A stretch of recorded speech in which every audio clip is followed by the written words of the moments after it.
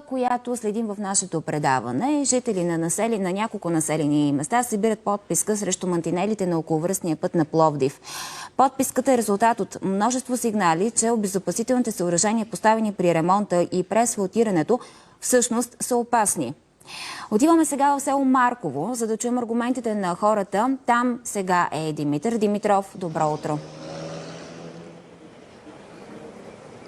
Добро утро, да, намираме се в село Марково. Едно населено място, което е само на километър и половина-два от околовръстния път на Пловдив. И хората, които живеят тук, всеки ден използват това трасе, за да могат да стигнат до работните си места, а след това и да се върнат в къщи. Защо е толкова опасно? Добро утро!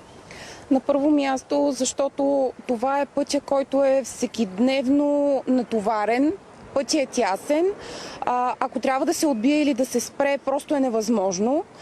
И в съвременните изисквания на днешното динамично общество, в което няма никаква търпимост и очакване от хората да изчакат, ако някой има проблем и е спрял, просто е невъзможно. Това е място... Блокиране на пътя, блокиране на хората като цяло. При изпреварване е много тясно, защото е, както казват, като улей. Просто е много опасно и е необходимо да се промени. Това е място, на което бяха монтирани мантинели. Не само хората от Маркова, и хората от Първенец също ползват това трасе. Ренета Плевнилиева, кмет на село Първенец. Добро утро. И вашите хора ли имат тези проблеми? Точно така. Също има недоволство в жителите на Първенец. Те подкрепиха подписката, която започна от кметство Марково. Има голям интерес и питане къде е поставена подписката, за да се подкрепи. Така че също коментарите на жителите са, че пътя е опасен. Пътя е опасен само заради мантинелите ли, да попитам така? Не, просто пътя е тесен. Този път не може да поеме трафика, който се създава. Все пак това е втория по големина град. Трафика е изключително интензивен, не само в час пик, но и сутрин и вечер. И по този начин поставени тези мантинели толкова близо до пътя, според мен създават една предпоставка за происшествие. Много пъти, понеже ежедневно минавам по него, съм ставал свидетел на изпреварвания, които са много рискови, и в такъв случай дори да видиш, че някой срещу тебе лети с бясна скорост и не можеш да направиш нищо по този начин. Настъпи тежък инцидент с 3 жертви точно на Великден. Деси Терзиева, кмет на село Марково. Здравейте! Тази подписка подкрепиха 21 населени места. Става все по-голяма. Всъщност, каква е нейната цел? Да бъдат изместени мантинелите и да се разшири профила на пътя, или да бъдат премахнати? Здравейте от нас. Истината е, че от петък вече, след като инициативата тръгна от село Марково, подписката е задвижена и в други села от Родопската ека. Предполагам, че ще се включат всички колеги, защото този път обслужва главно живущите от селата на община Родопи, както и от Пловдив. Все пак знаете, че това е едно от най-натоварените пътни артерии в този регион на страната. Истината е, че хората не се чувстват спокойни, шофирайки по този път. Мантинелите, според нас, създават илюзия за доста стюар при ушаломо. Тук идва въпроса, ако стане инцидент, как ще стигнат и линейки и други специализирани транспорти. Ние искаме да бъде безопасен.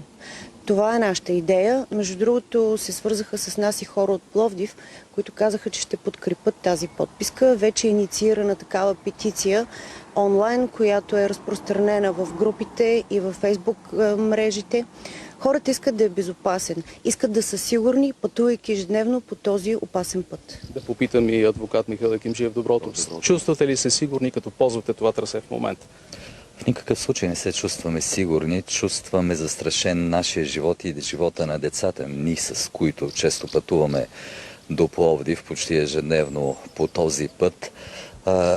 За мен е разбираемо желанието на управляващите предизборно да се снимат на един красив път с блестящи мантинели, само че това не може да става за сметка на живота и на здравето ни.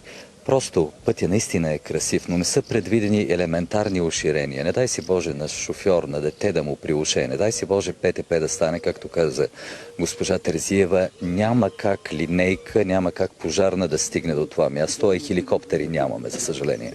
Инженер Камен Матев, казахте, това е здрав нов път за здрави хора. Така ли е? Здрави коли.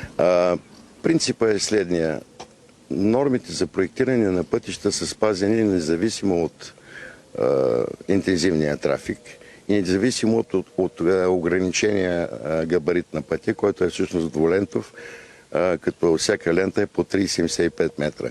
Спазени са до толкова, доколкото предпазните огради, съгласно ограничителната система за пътища, са поставени съгласно нормите, във връзка с, както ви обясних, главния отводнителен канал на Пловдив от юг, колектор, и съответно препятствията като дървета, като индустриални площи, търговски площи от северната страна на пътя. От друга страна, точно поради интензивния трафик и както казаха колегите и кметовете в селата и адвокати Кимджиев, определено трябва един елемент да се направи, да се изгради по тези пътища. Това е елемента на аварийните площадки.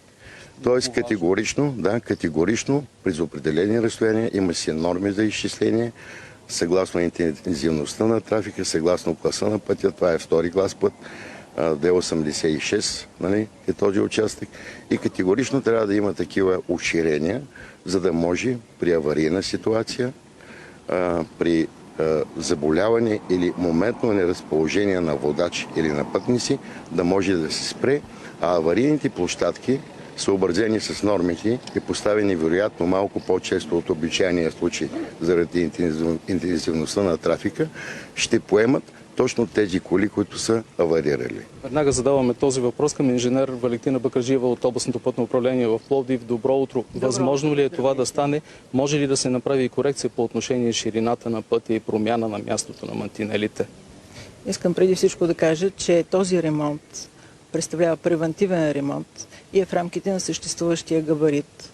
Ширината на пътното платно е била 7,50 и продължава да бъде 7,50. Тя не е променена.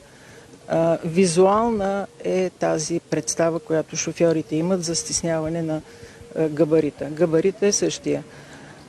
Подобрена е носимоспособността на настилката, подобрени са всички елементи на пътното платно, включително хоризонтална маркировка, вертикална сигнализация и са монтирани еластични огради, които отговарят на всички съществуващи в момента стандарти в областта на пътното строителство.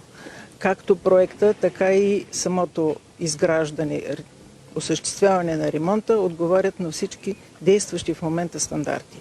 Както и говорещите преди мен споменаха, еластичните огради са монтирани на 50 см от ръба на настилката.